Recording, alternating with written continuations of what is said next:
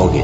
फिर जब आसमान फट कर तेल की तलछट की तरह गुलाबी हो जाएगा तो वो कैसा हौलनाक दिन होगा। तो तुम अपने परवरदिगार की कौन कौन सी नेमत को झुटलाओगे। तो उस रोज न तो किसी इंसान से उसके गुनाहों के बारे में पुरसिश की जाएगी और न किसी जिन से।